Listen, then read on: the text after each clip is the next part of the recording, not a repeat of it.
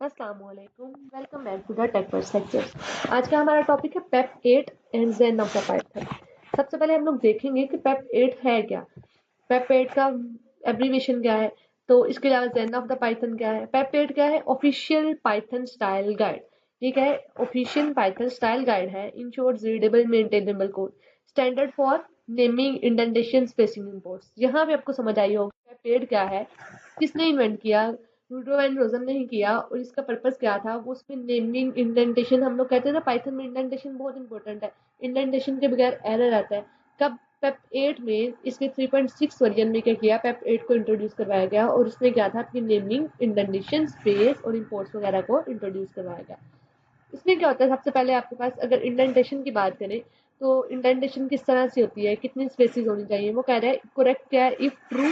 अगर हमारी if condition है, हम लोगों ने देखते हैं इफ कंडीशन ही अगर हम लोग अपने देख लें, इफ ट्रू, अगर हम लोगों ने लिखा हुआ था इफ ट्रू, अगर हमने इफ स्टेटमेंट लगाई, इसके बाद हम लोग ये कॉलन का साइन लगाते हैं। इफ के अंदर हम लोग कोई कंडीशन राइट कर देते हैं, ए इज इक्वल्स टू बी। अगर ये हमने राइट की, अगर तो हमारी कंडीशन में ए इज इक्वल बी है, ये कॉलन के बाद ऑटो यहाँ पे इंडेंट्स दे देता है, 1 2 3 4।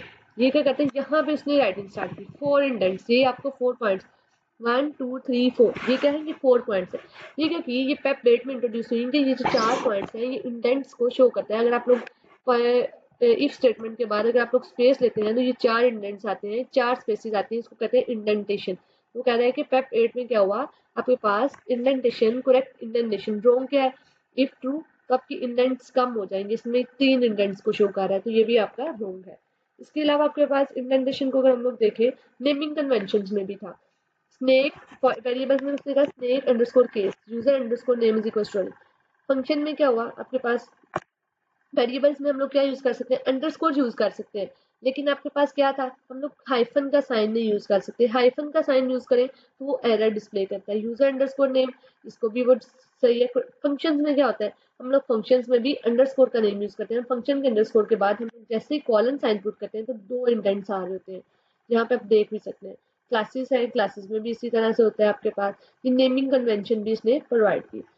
लाइन लेंथ, कह रहे हैं कि लाइन लेंथ रूल कितना है, कम से कम लेंथ कितनी होनी चाहिए। उसने कहा पेप 8 रिकमेंड्स मैक्स 79 कैरेक्टर्स पर लाइन। एक लाइन पे मैक्स 79 कैरेक्टर्स को आप राइट कर सकते हैं, इससे ज्यादा आपको राइट नहीं करनी चाहिए।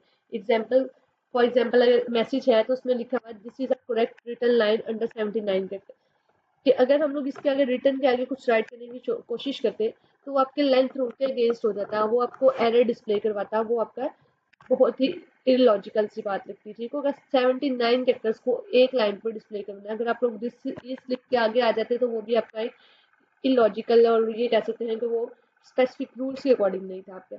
स्पेस अराउंड ऑपरेटर्स, ऑपरेटर्स के अराउंड स्पेस क्या होती है, आपने देखा होगा, आप लोगों ने ये भी देखा हुआ है। हम लोग स्पेस लें, अगर A is equal to C asterisk, C plus B asterisk C, ये क्या है, ये एरर दे रहा है। ये नीचे देखिए, ये एरर नहीं होता है, इवन ये आपको बता रहा है कि इवन स्पेसिस जो है ना, जबकि इनके अराउंड स्पेसिस जो है बहुत जरूरी है। ये यहाँ पे ये आपको इसका बताने का मकसद ये है कि आपको स्पेसिस होनी चाहिए, जो क्या करेंगे आपके ए, आपने यहाँ राइट करना है, सी क्या है, सी इज इक्वल टू 12, बी क्या है आपका, बी इज इक्वल टू 1, और आपका है सी बी सी। अगर आप लोग इसको यहाँ से ऑल्ट शिफ्ट डाउन एरो करें तो ये आपका होगा। अगर आप इसको इस तरह से करनी है, इसमें एरर्स में इशू नहीं आता, लेकिन जो एग्जैक्ट फॉर्मेट है उसके अकॉर्डिंग देखा जाए तो वो कहता है कि ये जो आपके ऑपरेटर्स हैं इनके अराउंड स्पेस होनी चाहिए, वो जो वर्किंग के लिए जरूरी है। इनको रख में ये साथ साथ होंगे, ये अच्छे भी नहीं लगते आपके पास। ठीक होगा,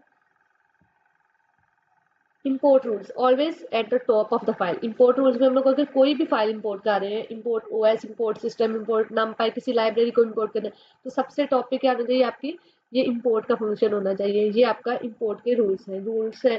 पेप 8 में रूल्स को इंट्रोड्यूस करवाया गया था, बेसिकली रूल्स को इंट्रोड्यूस करवाया गया जिसमें वो पेप 8 था। इन लाइन कमेंट में क्या है, ये क्या कहता है, आपकी एक इन लाइन एक सिंगल लाइन पे कमेंट करता है जो आपके यूजर्स एज को स्टोर कर रहा है। डॉक स्ट्रिंग में क्या करते हैं हम लोग, मल्टीपल लाइंस के कमेंट्स होते हैं। उसने बता दिया कि कमेंट्स और डॉक स्ट्रिंग में क्या फर्क है। कमेंट क्या करता है, ये कंपाइलर इंटरप्रेटर इग्नोर कर देता है, लेकिन डॉक्स्ट्रिंग को ये इग्नोर नहीं करता है, ये शो करवा देता है। इसके अलावा आपके पास क्या आती है, zen of the Python. Zen of the Python क्या है, एक ब्यूटीफुल गेम, एक ये कह सकते हैं आप लोग। आपके पास अगर हम लोग यहाँ पे टर्मिनल को ओपन करें, कमांड टर्मिनल,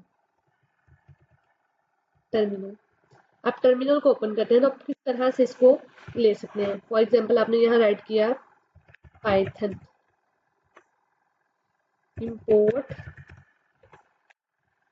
यहाँ पे हम लोगों ने क्या राइट करना था, इंपोर्ट जेन,